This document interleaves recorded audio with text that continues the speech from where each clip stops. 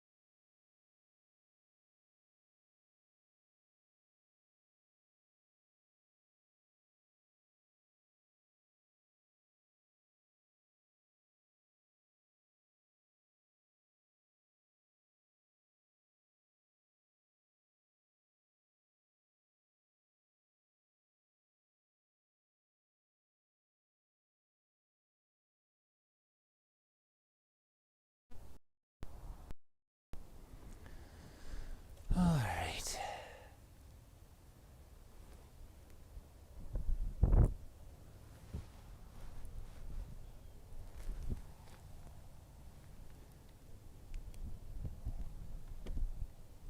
Okay.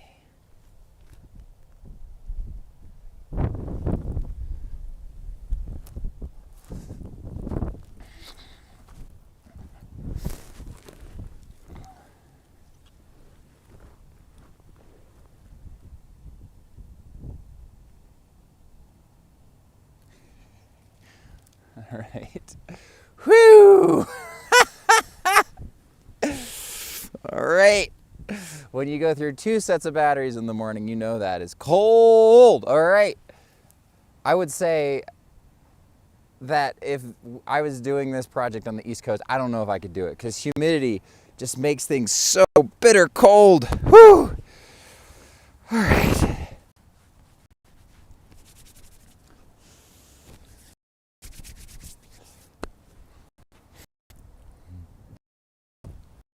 Thanks for being here.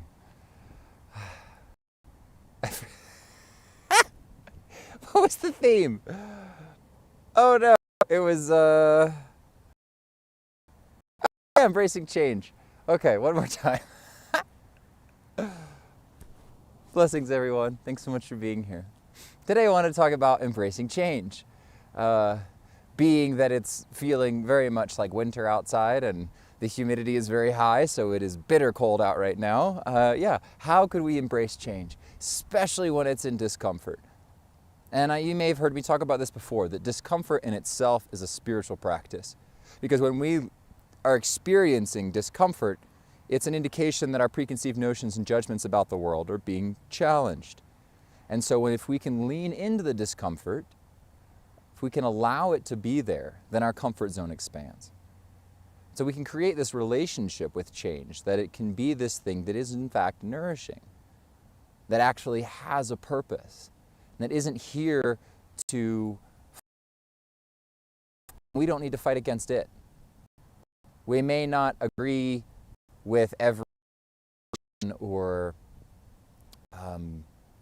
every action of the survivor self, or every action of the survivor self aspects of culture or society or of the people in our life.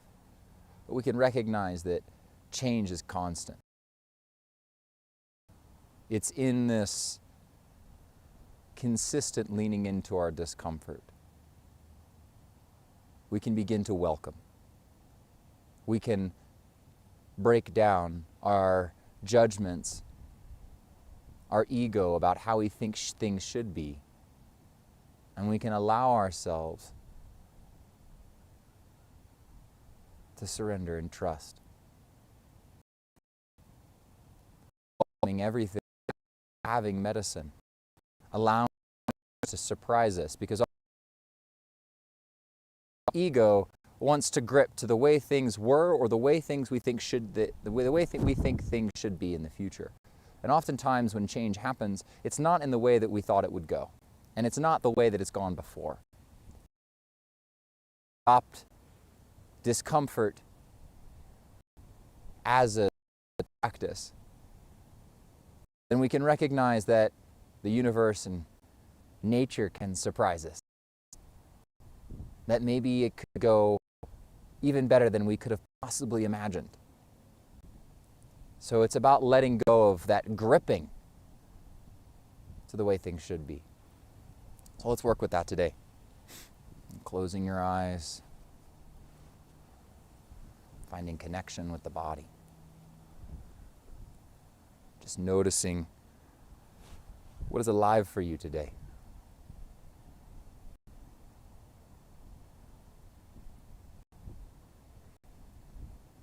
Noticing a place in your life where change is happening internally with an addiction or something that you're changing or working on in yourself. Perhaps it's an external environmental change. Could be climate change, could be change of a job, a relationship. Where there's discomfort, usually there's change. It's a need for change. And then tracking in you in connection with this aspect of you and your life that's changing.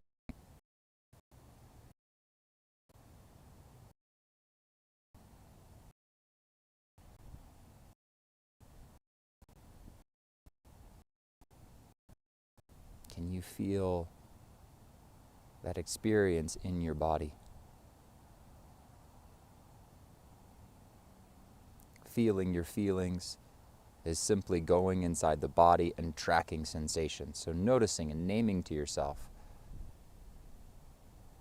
I feel sensation in my chest or in my throat or my face or my ears. And staying with the sensation.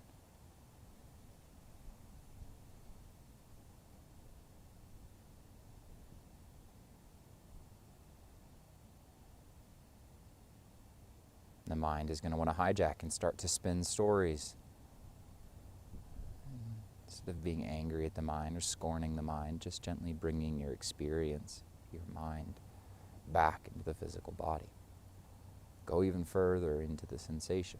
All right, so you have a recognition of where in the body you're feeling sensation right now. Now, what is the texture of this sensation?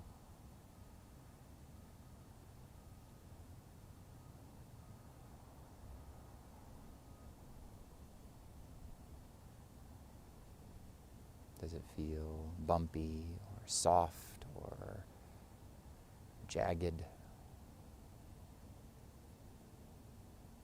Again, not thinking about it, just allowing the words to come, naming it to yourself, and staying with the sensation, noticing if it has a shape.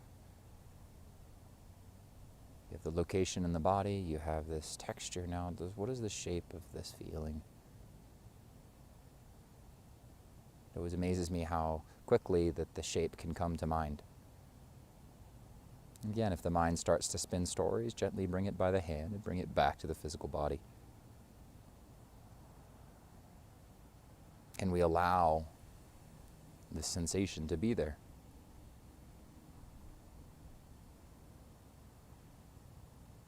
When you're actually feeling into an emotion, you allow yourself to be with it in the body. It only lasts about 15 minutes, sometimes even shorter.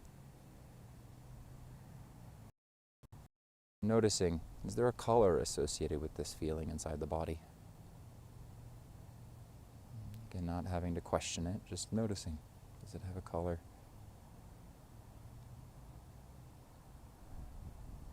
Noticing if it is still or it is moving.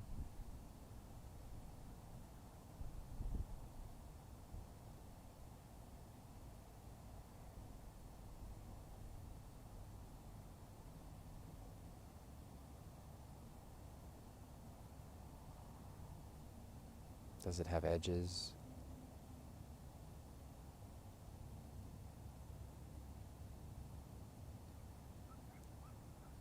Does it have a beginning and an end?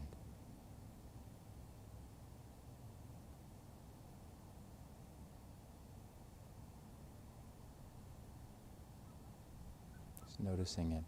Again, allowing it. Allowing that feeling to be there. The body has no other option but to be in the present. Listen. When we have this resistance to change, oftentimes it's because we are disconnected from our body. Doesn't mean that the body won't experience resistance or fear or anger or grief, sadness or worry around the change. But if we simply allow it to be there and be with it inside our body, the inner child feels heard. The body's able to unravel the trauma, unravel the expectation. We are simply here with what is, which is our experience, the holy temple of our consciousness.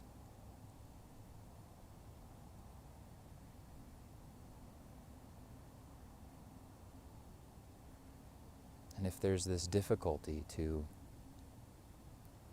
allow the sensation,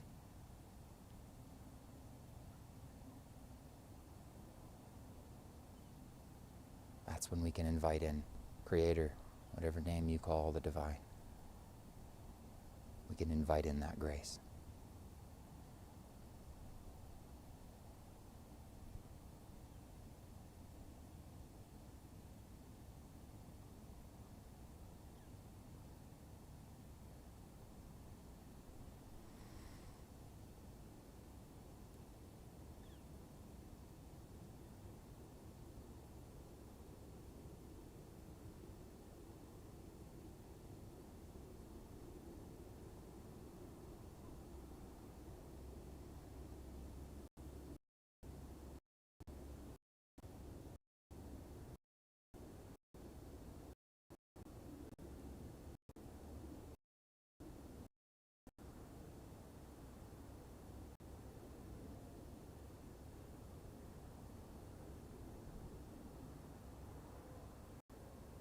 Invoking in grace can look like simply giving consent, saying, Creator, God, I don't know how to allow this feeling. I don't know how to welcome this change. I give consent. Please fill me with grace.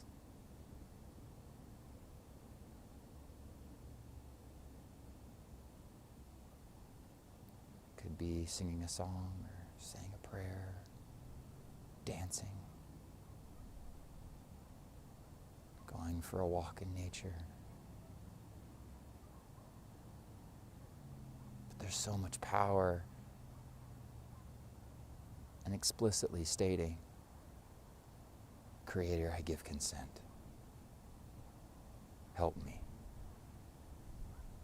Fill me with grace.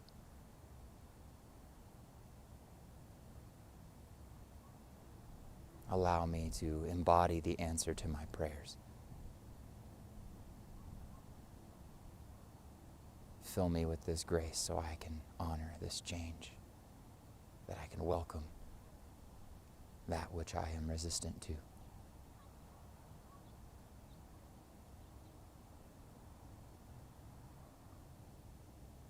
Thank you for allowing me to surrender my resistance.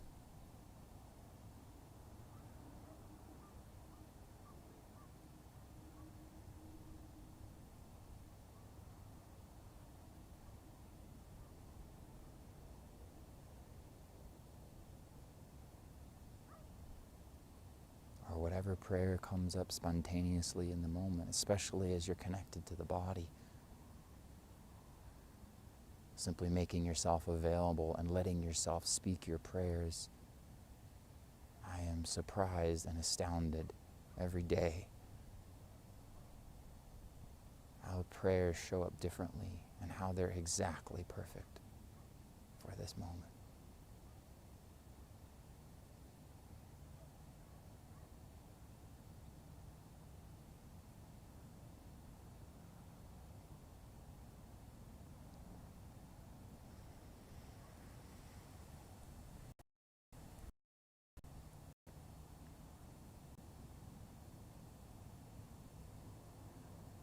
I welcome you to stay in meditation here. Whatever grace you need to embrace this change.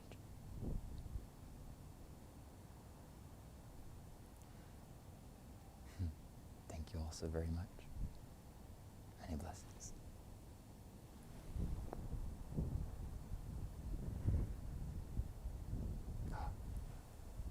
Snow. It's snowing.